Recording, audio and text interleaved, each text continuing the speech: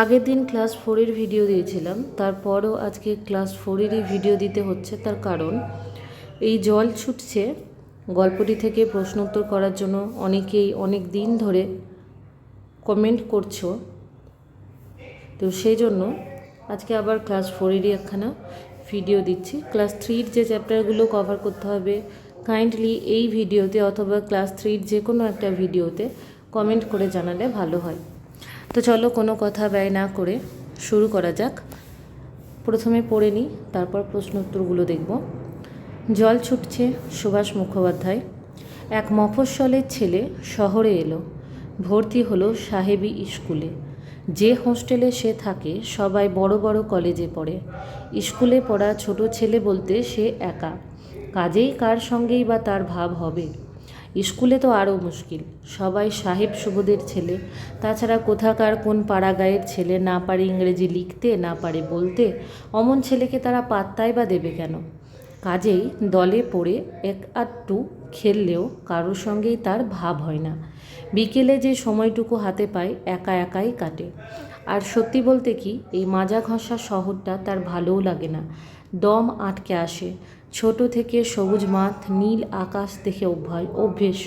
এমন রসকসহীন শহরে এসে প্রাণ হাঁপিয়ে ওঠে। শেষটায় ছেলেটা একটা মতলব আঁটে। মতলবটা আর কিছুই নয়, কি করে এই শহরে থেকেই শহরটাকে ফাঁকি দেওয়া যায়। দরকার কিছু পয়সার। মাসে মাসে বাবা যা টাকা পাঠান তা থেকে কিছু কিছু করে বাঁচায়। তারপর সেই জমানো পয়সা দিয়ে পশু পাখি কেনে, নিজের হাতে খাঁচা বানায়। শুধু কি তাই, যে হস্টেলে সে থাকে তার একপাশে জমি কুপিয়ে নিজের হাতে সে তৈরি করে সুন্দর একটি বাগান। তাতে জল দেবার জন্য জলের পাইপ বেঁকিয়ে নালা কেটে মাটিতে জলের ঢেউ খেলিয়ে দেয়। আর সেই নালার এক জায়গায় এপার থেকে ওপার জুড়ে তৈরি হয় ছোট একটি সাঁকো। জলের ঢেউ আর সাঁকো, বেশ মজা তো। আর মজা হয় ছেলেটা যখন তার কাছে এসে বসে। সেই জলের ঢেউ আর সেই সাঁকো হঠাৎ তার কল্পনাকে ছুটিয়ে নিয়ে যায় দূরে, অনেক দূরে। শহরের ইট কাঠ ছাড়িয়ে তার চোখে সামনে হঠাৎ হু হু করে ভেসে ওঠে তাদের ফরিদপুরের বাড়িটা। অনেক সব ছেলেবেলাকার কথা। যেদিকে ইচ্ছে তাকাও সামনেটা খালি। সকাল হলেই রোদ এসে হুমড়ি খেয়ে পড়ে উঠোনে। সারাটা দিন রোদ্দুর খেলা করে। সকাল সন্ধে ফুল ফোটে বাগানে। সামনে চওড়া রাস্তা, সারাক্ষণ লোক যায় আসে।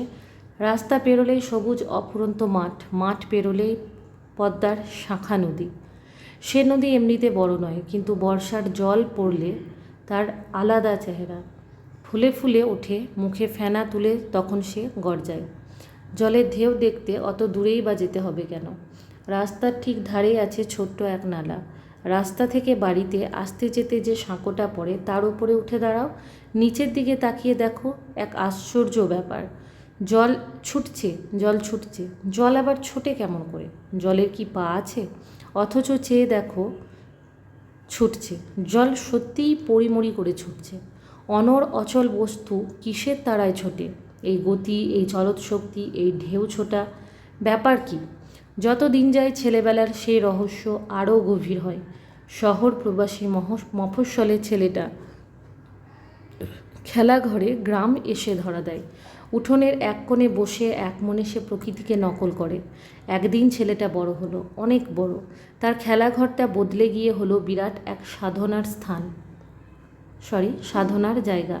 পশু থাকলো, পাখি থাকলো, গাছ থাকলো, ফুল থাকলো, কিন্তু তার পাশাপাশি এসে বসলো অনেক সূক্ষ্ম কলকবজা। প্রকৃতিকে নকল করতে গিয়ে প্রকৃতি তার মুঠোয় এসে গেল। যেটা ছিল জাদু তার বদলে, তার রূপ বদলে হলো বিজ্ঞান। মফস্বল থেকে শহরে আসা ছোট্ট ছেলেটার সেদিনকার সেই ছোট্ট খেলাঘর তুমি দেখবে, কিন্তু কেমন করে সম্ভব? সে কি আজকের কথা? আজ থেকে প্রায় 100 বছর আগে তৈরি হয়েছিল সে খেলাঘর। কবে তা ধুলোর সঙ্গে মিলিয়ে গেছে। কিন্তু এই কলকাতা শহরে আজও এমন একটা জায়গা আছে যেখানে গেলে অন্য হাতে গড়া অবিকল সেই খেলাঘরেরই একটা নকল দেখতে পাবে। শিয়ালদার মোড় থেকে সার্কুলার রোড ধরে বরাবর তোমাকে উত্তরমুখে হাঁটতে হবে।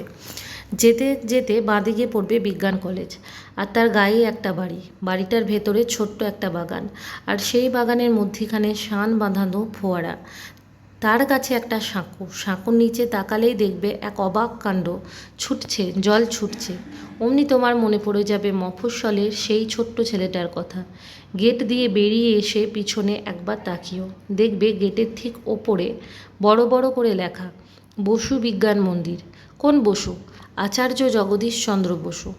মফস্বলের সেই ছোট্ট ছেলেটা তো তারই ছেলেবেলা। দেশে দেশে একদিন তার নাম ছড়িয়ে পড়ল। সবাই এক বাক্যে বলল, এত বড় প্রতিভা পৃথিবীতে কমই জন্মেছে। শুনে মাটির দিকে তাকিয়ে তিনি বললেন, আমার সমস্ত জ্ঞান মানুষের কাছ থেকে, আর এই মাটির পৃথিবীর কাছ থেকেই পাওয়া। আর বললেন, কি বললেন জানো? বললেন, যদি আমাকে শতবার জন্মাতে হতো, প্রত্যেকবারই আমি আমার এই দেশের কোলেই জন্ম নিতাম। এই দেশ, তুমি আমি যে দেশে জন্মেছি। এই ছিল তোমাদের এই গল্পটি।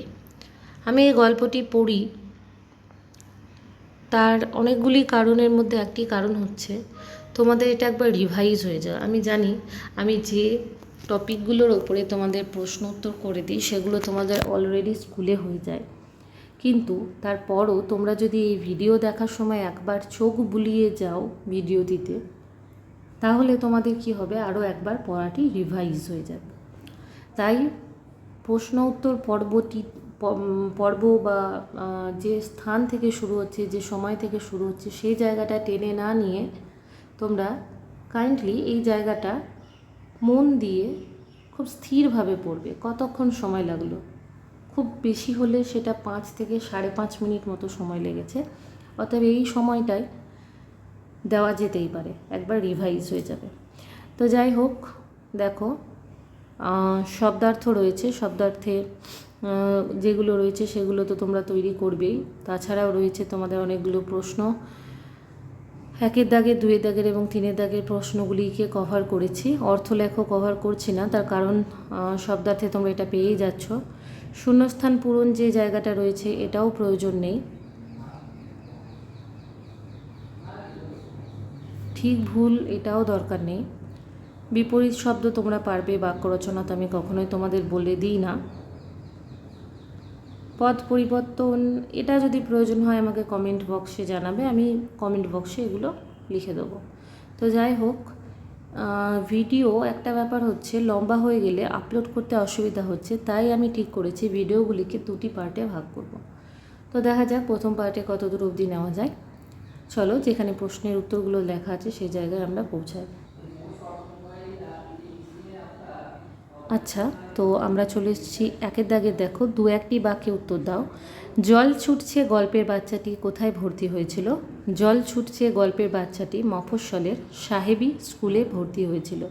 ক্ষয়ে দেখো, হোস্টেলের জন্য ছেলেরা কোথায় পড়তো? হোস্টেলের অন্য ছেলেরা, আচ্ছা তোমাদের এই আমি জন্যই বলে দিলাম ভুলবশত, তোমাদের বইয়ের জন্য আছে, এটা জন্য নয়, অন্য, ঠিক আছে? অন্য ছেলেরা কোথায় পড়তো? হোস্টেলের অন্য ছেলেরা পড়তো কলেজে। গয়ের দাগের, জমানো টাকা দিয়ে সে কি করে? জমানো টাকা দিয়ে পশু পাখি কেনে। ঘয়ের দাগের দেখো, ছেলেটি জমি কুপিয়ে কি তৈরি করে? ছেলেটি জমি কুপিয়ে তৈরি করে বাগান। ওর দাগের কি রয়েছে? ছেলেটির আসল নাম কি ছিল? ছেলেটির আসল নাম ছিল আচার্য জগদীশচন্দ্র বসু। ছয়ের দাগে, ছেলেটির বাড়ি কোথায় ছিল? ছেলেটির বাড়ি ছিল ফরিদপুরে। 6-এর দাগে দেখো কি রয়েছে? ছেলেটি যখন বড় হলো খেলাঘরটি বদলে তখন কি হলো? ছেলেটি যখন বড় হলো খেলাঘরটি তখন বদলে হলো বিরাট এক সাধনার স্থল। বর্গীয় জয়ের কি রয়েছে দেখো? বসু বিজ্ঞান মন্দিরটি কোথায়? শিয়ালদা মোড় থেকে সার্কুলার রোড ধরে উত্তর বরাবর হাঁটলে যে বিজ্ঞান কলেজ দেখা যায় তার ঠিক পাশেই বসু বিজ্ঞান মন্দির। ঝয়ের দাগে রয়েছে ফরিদপুরের বাড়ির দৃশ্যটি কেমন? ফরিদপুরের বাড়িতে রোদ বারান্দায়, আচ্ছা এখানে একটা ভুল হয়েছে, বারান্দায় নয় উঠোনে হবে, ঠিক আছে? উঠোনে খেলা করে এবং বাগানে সকাল সন্ধ্যা ফুল ফুটে থাকে। ওঁর দাগের দেখো, কলকাতায় জল ছোটার দৃশ্য কোথায়? কলকাতায় জল ছোটা দৃশ্যটি বসু বিজ্ঞান মন্দিরে। এই ভিডিওতে এতটুকুই থাক, পরবর্তী ভিডিওতে আমি বাকি যে প্রশ্ন উত্তরগুলো রয়েছে সেগুলো কভার করে নেব। কারণটা আগেই বললাম যে 10 মিনিটের চেয়ে বেশি বড় ভিডিও হয়ে গেলে আপলোড করতে এবং এডিট করতে একটু সমস্যা দেখা দিচ্ছে। তো পরবর্তী ভিডিওতে পরবর্তী প্রশ্নের উত্তরগুলো তোমরা পেয়ে যাবে।